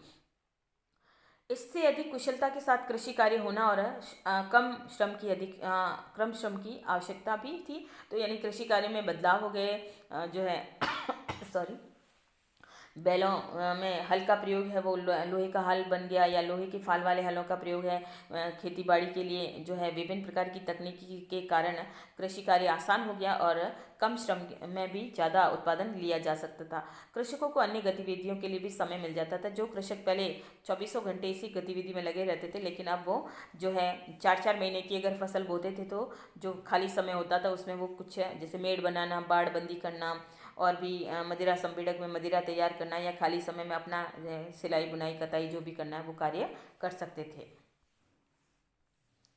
अब आपका यहाँ पर प्रश्न आ रहा है कि 14वीं शताब्दी का संकट क्या है। जैसे कि आपने पाठ जो है 3 पढ़ा है रोमन साम्राज्य का, जो है रोमन साम्राज्य या 3 महाद्वीपों में फैला हुआ साम्राज्य, जिसमें एक आपका इंपॉर्टेंट क्वेश्चन वहाँ पर था कि तीसरी शताब्दी का संकट क्या है। ठीक है, तीसरी शताब्दी का संकट तो हमने रोमन साम्राज्य के अंदर पढ़ा है, लेकिन अब चूंकि तीसरी शताब्दी में रोमन साम्राज्य का संकट, तो ये भी वो भी प्रश्न पूछा जाने वाला इंपॉर्टेंट क्वेश्चन है। और यहाँ पर भी आपका इंपॉर्टेंट क्वेश्चन है कि जो है यूरोप में 14वीं शताब्दी का संकट क्या था। तो 14वीं शताब्दी का संकट ये आपका 4 नंबर का क्वेश्चन है, ये आपको ध्यान रखना है। मिनिमम 2 नंबर का, मैक्सिमम आपका 4 नंबर का क्वेश्चन यहाँ पर बनता है। 14वीं शताब्दी के आरंभ में यूरोप को आर्थिक विस्तार जो है धीमा पड़ने के क्या कारण थे, क्या वजह रही कि वहाँ पे संकटकालीन स्थितियाँ उत्पन्न हुई। तो 13वीं सदी के अंत तक उत्तरी यूरोप में तेज ग्रीष्म ऋतु का स्थान ठंडी जो है शीत ऋतु ने ले लिया था। ये आपको ध्यान रखना है, ग्रीष्म की जगह यहाँ पे शीत लिख लेना है, यानी ठंडी शीत ऋतु ने ले लिया था। ठीक है, और जो कि ग्रीष्मकालीन अवस्था और अचानक से मौसम परिवर्तन आएंगे तो क्या है, सारी व्यवस्थाएं गड़बड़ा जाएगी। तो वहाँ पर एक तो ये कारण रहा कि इसके कारण सारे इलाकों में बर्फ जम गई। दूसरा, पैदावार के मौसम छोटे, तूफानों और सागरीय बाढ़ों से फार्म प्रतिष्ठान नष्ट हो गए, सरकार को करों में आबंदी की कमी मिल गई, यानी मौसम गर्मी का कम हो गया, सर्दी का मौसम बढ़ गया, खेती बाड़ी करना थोड़ा मुश्किल हो गया, तूफान और कई प्रकार की बाढ़ें वगैरह आने लग गई थी, यानी मौसम अनुकूल नहीं था, जिसके कारण कई प्रकार के बड़े बड़े फॉर्म वगैरह है वो नष्ट हो गए बाढ़ वगैरह के आने के कारण या अनावृष्टि अतिवृष्टि के कारण, और फिर सरकार को भी उचित आय या कर है वो नहीं मिलने लगा था, तो उत्पादन में कमी हो गई। पहले गहन जुताई के 3 क्षेत्रीय फसल चक्र से भूमि कमजोर होगी, कि अब लोग है क्या, किसान है हर समय भूमि पर 3 प्रकार की फसल उगाता रहता था, यानी खरीफ की, रबी की, जायद की, लेकिन इससे कारण और वहीं लगातार बाढ़ वगैरह या शीतकालीन ऋतु का बढ़ जाना, जिसके कारण भूमि कमजोर हो गई, फसल चक्र भी प्रभावित हो गया। चारागाहों की भूमि से पशुओं की संख्या में भी कमी आ गई। अब जब जब अकाल की स्थितियां या हर जगह बर्फ जमी हुई रहेगी, तो ऐसे में क्या है, जो है उत्पादन नहीं हो पाएगा, यानी घास फूस भी नहीं उग पाएगी, तो पशुओं को भी चारा नहीं मिलेगा, तो पशु भी मरने लगे थे, पशुओं की संख्या में भी कमी होने लगी थी। तो ये 14वीं शताब्दी का संकट है वो यूरोप में इन परिस्थितियों के कारण आ गया, यानी ऋतु अचानक से बदल गई थी। जनसंख्या वृद्धि के कारण उपलब्ध संसाधन कम पड़ गए, यानी वहीं जनसंख्या वृद्धि है वो अधिक हो गई और जो है उत्पादन उतना नहीं था, जिसके कारण संसाधन है वो कम पड़ गए। तो ये स्थितियाँ यूरोप के लिए 14वीं शताब्दी का संकट वाली स्थितियाँ रही। 300 और ऊपर से ये तो है, अगर हमने वहाँ पर देखे तो वो क्या है, वो प्राकृतिक बदलाव हमें देखने को मिल रहे हैं, प्राकृतिक संकट भी आ रहा है। दूसरी तरफ से दूसरा संकट क्या आ रहा है कि 1315 से 1317 के मध्य में यूरोप में भयंकर अकाल की स्थितियां हो गई, यानी जब उत्पादन नहीं होगा तो अकाल ही पड़ेगा, ठीक है। फिर 1320 में अनेक पशुओं की भी मौत हो गई, यानी इंसान भी जूझ रहा है, पशु भी जूझ रहे हैं, ठीक है। ऐसी स्थितियां यूरोप के अंदर पैदा हो गई। ऑस्ट्रिया जो कि एक छोटा सा देश है यूरोप का, और सर्बिया जहाँ पे चांदी की खानें बहुत भारी मात्रा में मौजूद थी, और यहाँ से चांदी है संपूर्ण यूरोप में जो है ट्रांसफ़र होती थी, तो यहाँ पर ये चांदी की खानें कमज़ोर पड़ गई, जिससे मुद्रा में भी कमी आ गई, ठीक है। मुद्रा यूरोप के अंदर उस समय चांदी की मुद्राएं मोस्ट ऑफ चलती थी, तो मुद्रा की कमी आ गई, तो व्यापार में भी परिवर्तन हो गया, क्योंकि व्यापार प्रभावित हो गया, मुद्रा का देन लेन कैसे होगा जब मुद्रा ही नहीं रही होगी। तो इसके अलावा जलपोत, अब व्यापार यूरोप का कई देशों के साथ था, और ये जहाजी व्यापार था या समुद्री बेड़ों से व्यापार होता था, समुद्री व्यापार। तो ये जो बड़े बड़े जहाज है जो एक स्थान से दूसरे स्थान पर जाते थे, तो ये जहाज महीनों तक 6-6 महीने 12-12 महीने तक बंदरगाहों पे पड़े रहते थे, जिसके कारण जहाज, आपको याद रखना है, जहाज हमेशा लकड़ी से बने होते थे, और लकड़ी में और जहाज़ों में बहुत अधिक रसद सामग्री हुआ करती थी, क्योंकि जहाज 4-4 महीने 3-3 महीने हैं वो समुद्र में चलते हैं, तो ऐसे में भोजन भी उसके अंदर भारी मात्रा में मौजूद हुआ करता था।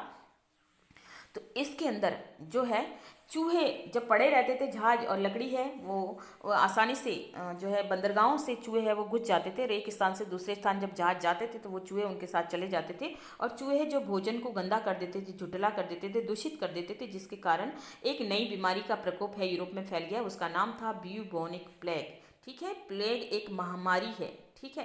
प्लेग जिसमें सर्दी, जुखाम, बुखार, तपेदिक, बुखार वगैरह हो जाता था, और इसमें ये एक संक्रमित बीमारी थी, जल्दी से जल्दी लोगों में फैलती थी। जैसे अभी हमने कोरोना महामारी को देखा है, कैसे लोग हैं जल्दी जल्दी जो है फैल कर बीमारी से ग्रसित हो गए, बहुत सारे लोगों को अपने रिश्तेदारों, अपने परिजनों को खोना पड़ा, और काफ़ी हालात है वो कमज़ोर हो गए थे। ठीक इसी प्रकार से प्लेग नामक बीमारी भी यूरोप में फैल रही थी, और जिसके कारण महामारी के संक्रमण आ गए, और लाखों लोग हैं वो इससे ग्रसित हो गए, और कई लोगों को अपनी जान से हाथ धोना पड़ा। तो ये आपको याद रखना है कि बीमारियां भी जो है वहाँ पर प्रभावित कर रही है। मोस्ट ऑफ प्राकृतिक पॉइंट है, फिर मुद्रा में जो है धातु की कमी आ जाना, चांदी की धातु की कमी आ जाना, फिर जो है ब्यूबोनिक प्लेग की महामारी है वो फैल जाना। इसके अलावा विनाश लीला के साथ आर्थिक मंदी से सामाजिक विस्थापन हुआ, जहां लोगों को धन धान्य नहीं मिलेगा, जीवन गुजारने के संसाधन नहीं मिलेंगे, तो लोग क्या करेंगे, आर्थिक मंदी से जूझेंगे, पैसे की अभाव हो जाएगा, और लोग अपने समाज उन स्थानों को छोड़कर कहीं नई स्थानों की तलाश में जाएंगे, जहां उनको शायद रोजगार मिल जाए,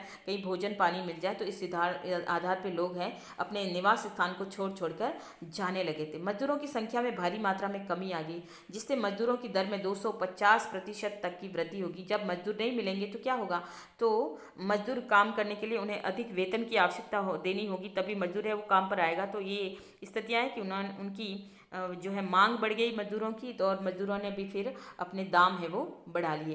तो इस प्रकार से जो है वहाँ पर ये स्थितियाँ हैं 14वीं शताब्दी के संकट के अंदर हमें देखने को मिलती है। तो ये आपको याद रखना है, ये 4 नंबर का मोस्ट ऑफ क्वेश्चन है वो आपको देखना है। तो 14वीं शताब्दी का संकट जो हमने पॉइंट लिया वो सारा पॉइंट आप यहाँ तक याद कर लीजिए। इसके अलावा यूरोप में जो है राजनीतिक परिवर्तन भी आए, यानी जैसे समाज बदलता है तो जो है राजनीतिक स्थिति भी बदलती है। तो इस दौरान नए शक्तिशाली राज्यों का उदय हुआ, संगठित स्थायी सेना लोग है वो बनाने लगे थे, और एक स्थायी नौकरशाही और जो है राष्ट्रीय कर प्रणाली स्थापित करने की प्रक्रिया का आरंभ हुआ कि इस दौरान यूरोप के अंदर कई परिवर्तन होने लगे। चूँकि ये परिवर्तन हम 9वीं से 16वीं शताब्दी तक के परिवर्तन को देख रहे हैं, तो इस दौरान वहाँ पर 14वीं शताब्दी के संकट की स्थितियाँ हमने देखी और उसके बाद जो है ये स्थितियाँ रही कि शक्तिशाली राज्यों का उदय हुआ, स्थायी सेना लोग बनाने लगे थे, शासक या लॉर्ड बनाने लगे थे, और नौकरशाही यानी एक आधिकारिक तंत्र जिन्हें वेतन दिया जाता था, ठीक है, आधिकारिक तंत्र का विकास हुआ और ये वेतन आधारित हुआ करते थे, यानी एक तरह से सरकारी कर्मचारी हम कह सकते हैं। राष्ट्रीय कर प्रणाली और कर की एक सुव्यवस्थित व्यवस्था वहाँ पर शुरू की गई। नई शासन व्यवस्था पुरानी व्यवस्था से बिल्कुल भिन्न थी या बिल्कुल अलग थी। कैसे? शासक अब पिरामिड के शिखर पर नहीं था। पिरामिड के शिखर से तात्पर्य होता है, अगर हम पहली व्यवस्था में देखें तो शीर्ष पर कौन है? शासक है, शीर्ष। उसके बाद कौन है? लॉर्ड है, ठीक है। लॉर्ड के बाद है कौन है? नाइट है, और नाइट के बाद कौन है? जो है किसान वर्ग है, ठीक है। तो ये स्थिति शीर्ष यानी सबसे सर्वोच्च स्थिति राजा की हुआ करती थी, लेकिन अब ऐसा नहीं था। जहाँ राजभक्ति, विश्वास, आपसी पारदर्शिता या निर्भरता पर टिकी थी, अब वह व्यापक दरबारी समाज और आश्रयदाता अनुयायी तंत्र का केंद्र बिंदु था कि अब यहाँ पर जो राजभक्ति आपसी विश्वास निष्ठा के आधार पे निर्भर होकर टिकी हुई थी। अधिकारी राजा के प्रति या जो शासक होता था उनके प्रति निष्ठावान रहते थे, बल्कि ये निष्ठा कब होती थी? वफादारी पर आधारित होती थी। और दरबारी समाज और आश्रयदाता अनुयायी तंत्र का केंद्र बिंदु था कि दोनों ही एक दूसरे के ऊपर जुड़े हुए थे। आश्रयदाता यानी देने वाला शासक, और अनुयायी तंत्री जो उसका पालन करने वाला जो था, शासक की आज्ञा का पालन करने वाला, दोनों ही एक दूसरे से परस्पर मेलझोल रखने वाले थे। तो जैसे अनुयायी तंत्र है उसका राजा के बिना काम नहीं चलता था और राजा का इनके बिना काम नहीं चलता था, तो मेलझोल वाला परस्पर सौहार्दपूर्ण जो संबंध है वो अब स्थापित होने लगे थे। तो इस प्रकार से हमने जो है 3 वर्ग नामक जो चैप्टर है वो पढ़ा है और साथ में ये मुख्य बिंदुओं को जाना है, और आशा करती हूँ कि ये वीडियो आपके लिए जो है अच्छा या कह सकते हैं हेल्पफुल रहेगा। साथ में आपसे अनुरोध है कि आप मेरे चैनल को लाइक करें, शेयर करें और सब्सक्राइब करें। थैंक यू, धन्यवाद आपको।